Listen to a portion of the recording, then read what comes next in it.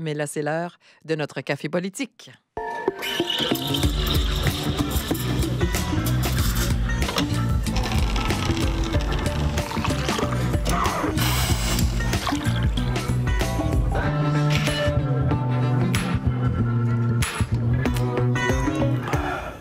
Ah, il me fait plaisir de retrouver mes collègues du Café politique pour une autre semaine bien remplie. Je joins à Fredericton notre collègue de CBC, Jacques Poitras. Bonjour, Jacques. Bonjour, le café coûte 25 de plus cette semaine. Ah, c'est donc bien vrai. Et puis, on Non. s'en va vers Caraquette pour rejoindre François Gravel, éditorialiste de l'Acadie Nouvelle. Bonjour, François. Bonjour Martine, méga nouvelle politique qui est passée pourtant sous le radar cette semaine. C'est à propos de la première ministre du Nouveau-Brunswick, Susan Holt, et du premier ministre de la Nouvelle-Écosse, Tim Houston. Ni l'un ni l'autre n'ont remis leur démission. Je rappelle qu'il y a 2 semaines, le premier ministre Dennis King de l'île du Prince-Édouard a démissionné en citant la fatigue post-pandémique, les années d'incertitude qui s'annoncent avec Donald Trump. Et la semaine dernière, c'était le tour du premier ministre Andrew Furry de Terre-Neuve d'annoncer sa démission pour des raisons identiques. Alors, je confirme, après vérification auprès de toutes mes sources ce matin, Martine, aucun premier ou première ministre n'a encore démissionné cette semaine, mais la journée est encore jeune. Hein? Vous êtes un réel phare pour notre actualité. Merci. Oui. Merci beaucoup. Une petite grippe, un petit rhume pour la première ministre du Nouveau-Brunswick, mais sans plus. Bon, on va y aller, chers amis, avec notre premier sujet. C'est un incontournable, puis on va l'aborder en 2 temps. Tarif contre tarif, comment ça s'est passé, comment ça s'est déployé sur les plateaux d'Ottawa et de Fredericton. Puis je vais commencer avec vous, François Gravel, sur comment Ottawa avez-vous trouvé, comment avez-vous trouvé la réaction du gouvernement fédéral, mais aussi peut-être le ton de Justin Trudeau? Oui, le ton, bonne question. Changement de ton très important, j'ai trouvé, depuis que les tarifs ont été imposés de 25 depuis qu'ils sont entrés en vigueur, en fait, au début de la semaine. On sent maintenant que le Canada est en guerre, là. Pas une guerre militaire, bien sûr, mais commerciale, et que le Canada et les provinces ont fini maintenant de se plier en 4 là, pour essayer de plaire à Donald Trump. On a compris à Ottawa que la seule manière de le faire reculer, c'est en utilisant les mêmes armes. Donc, il y a des tarifs canadiens qui ont été imposés, malgré la menace de Donald Trump d'imposer des contre-tarifs supplémentaires si le Canada osait répliquer. On a vu M. Trump reculer en partie, d'abord en accordant un délai d'1 mois à l'industrie automobile, et ensuite, non, on a appris hier que les produits qui sont touchés par l'accord de libre-échange, eux aussi, il y a un sursis temporaire. La réplique de M. Trudeau a été claire, là, ça ne change rien pour nous, on ne négociera pas d'entente à la pièce, quoique la deuxième vague de tarifs va attendre, elle aussi, avant d'être mise en vigueur. Alors, tout ça est extrêmement intéressant. Un élément important dans cette histoire-là, j'ai trouvé aussi, c'est que la guerre des tarifs touche de plein fouet la province de l'Ontario. Hein. C'est là que la bataille risque de se jouer. L'Ontario a annoncé une surcharge de 25 sur l'électricité qu'elle vend aux États-Unis. La ville de Toronto a cessé d'accorder des contrats aux entreprises américaines. On sent que c'est là que se trouve le cœur de la bataille, parce que la volonté de M. Trump, l'industrie automobile, l'industrie manufacturière, l'industrialisation, je pense qu'il n'y a aucune province qui est plus fortement touchée sur ces enjeux-là spécifiques que l'Ontario. Oui, puis on peut dire que M. Ford saisit l'occasion, n'est-ce pas? Il multiplie ses présences sur les tribunes des médias. Capitaine Canada. Capitaine Canada, avec tout l'attirail qui vient avec. Jacques, à Fredericton, la réponse de la première ministre, avec les ministres à ses côtés. Un point de presse qui est arrivé d'ailleurs avant celui de Justin Trudeau. On dirait que ça nous laissait un petit peu sur notre faim, sachant pas ce qu'allait être l'aide fédérale. Bref, qu'avez-vous pensé de la réponse du Nouveau-Brunswick, Jacques?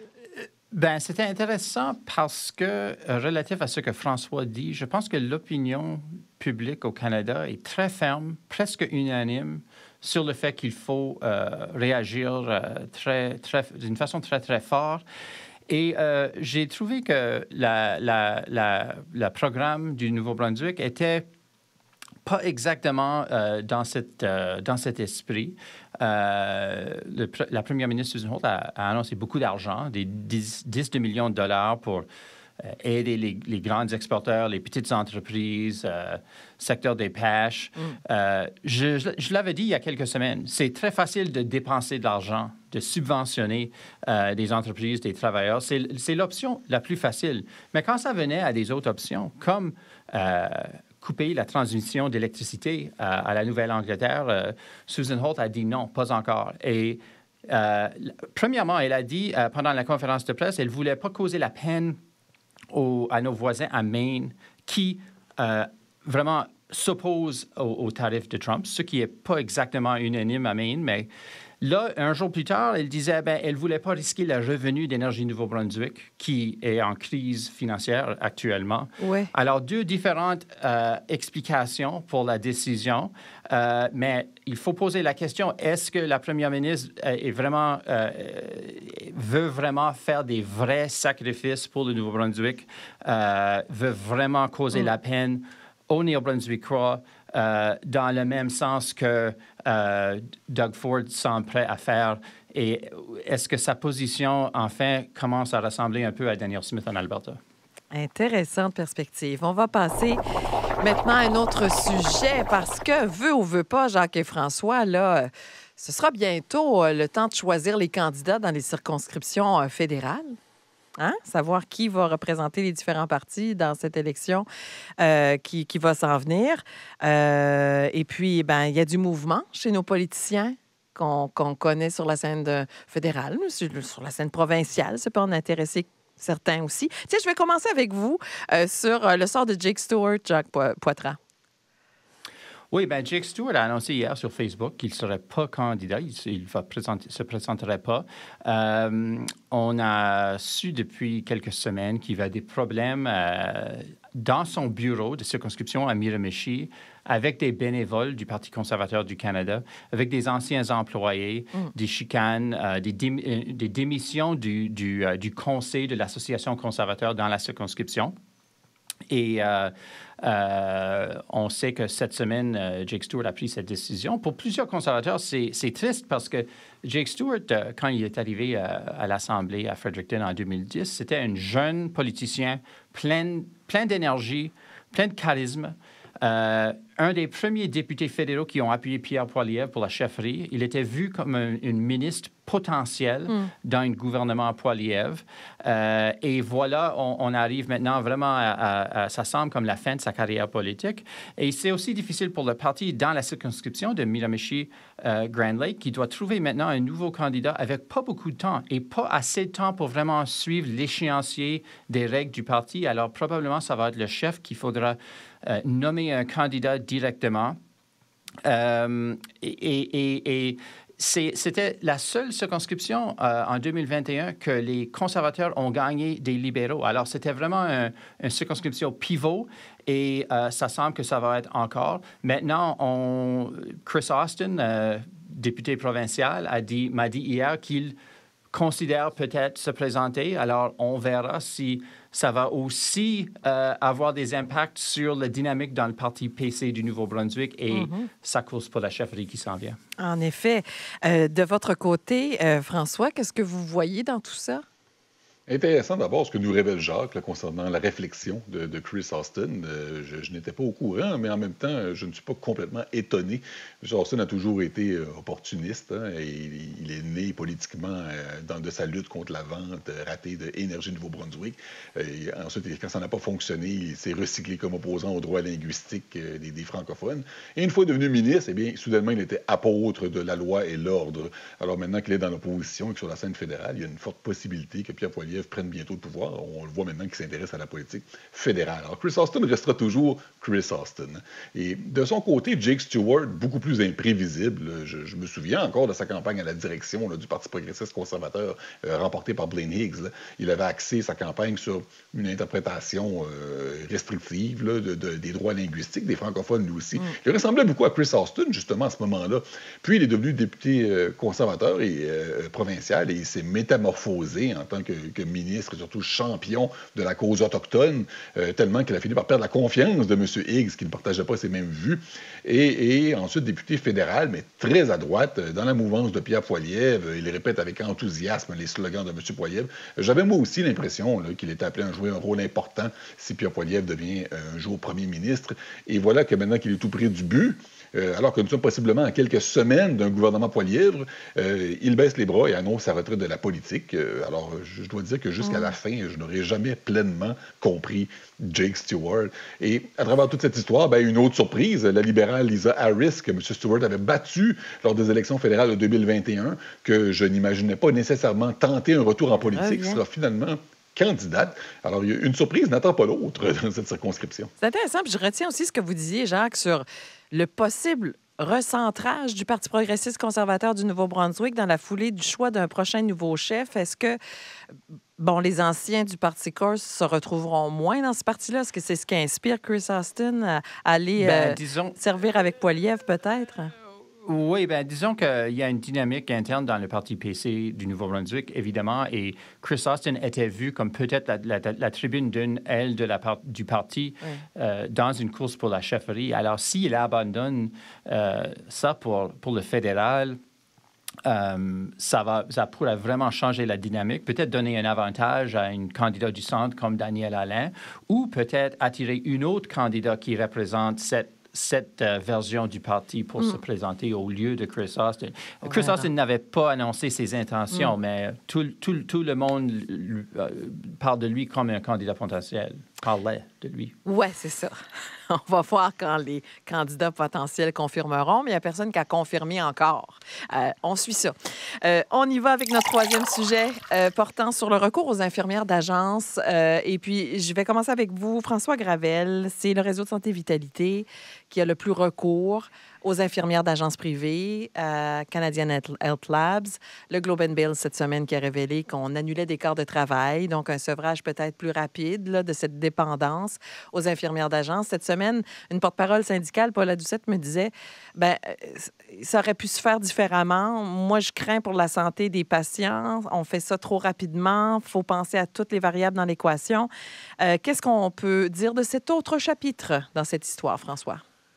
Oui, certainement. On l'a déjà dit, et on le répète aujourd'hui encore, les infirmières d'agences privées ont joué un rôle crucial, et ils jouent encore un rôle important, en tout cas jusqu'à l'annulation de ces quarts de travail-là, pour empêcher la fermeture de services importants, et notamment les services d'urgence.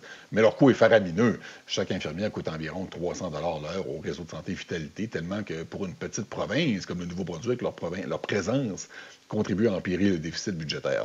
Alors, le contrat avec l'agence la plus importante, la Canadian Health Labs, ça prend fin en 2026. Mais le réseau Vitalité a annulé, vous venez de l'expliquer, tous les quarts de travail de ces infirmières-là depuis le 30 janvier. Oui. Susan Holt a décrit cette situation-là en entrevue en expliquant que Vitalité a pris des mesures agressives pour nous sortir d'un mauvais contrat. C'est comme ça qu'elle l'a décrit.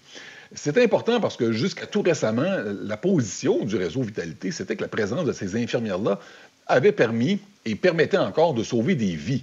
Alors, la question à se poser maintenant, c'est est-ce que Vitalité n'a plus besoin du tout de ces infirmières d'agence-là, ou est-ce que le réseau a mis fin au quart de travail pour des raisons politiques et budgétaires? C'est peut-être aussi une stratégie de négociation pour forcer Canadian Health Labs à réduire ses tarifs. Toujours est-il que c'est évident que le Nouveau-Brunswick ne peut pas demander éternellement à des infirmières privées de travailler dans ces hôpitaux à des salaires de loin supérieurs aux infirmières syndiquées. Vitalité avait promis un plan de sevrage. Alors clairement, on paye sur l'accélérateur ici pour le mettre en vigueur. Mais l'inconnu, et le syndicat l'a bien expliqué, c'est l'impact à court terme. Est-ce qu'on peut vraiment s'en passer complètement? Vitalité semble nous dire que oui, et l'avenir nous le dira. Jacques Poitras, là-dessus? Oui, beaucoup de questions à propos de cette nouvelle, parce qu'on sait que le contrat qui dure jusqu'à février 2026 exige que le régie utilise des infirmières itinérantes sous certaines conditions. On sait aussi que cette année fiscale, le ministre des Finances a dit que ça coûtait 108 millions de $ au système de santé, ces contrats-là. Alors, si le contrat est encore en effet pour une autre année, est-ce que quelqu'un a décidé de réduire le coût de ces infirmières-là dans l'année fiscale qui s'en vient, dont on prépare le budget dans 2 semaines? Et s'il y a des coûts potentiels dans les cours avec une cause, une poursuite, que ça pousse ça plus loin dans l'avenir pour avoir un budget un déficit moins important cette année pour le court terme? Est-ce qu'on paye dans le long terme pour éviter les coûts pour le court terme? Je spécule, mais c'est une bonne question. On verra bien. On va passer, chers amis, à vos cafés, parce que nous y sommes à la fin de ce segment du Café politique. Et puis, je vais commencer à Fredericton, avec vous. Jacques, à qui vont vos cafés cette semaine?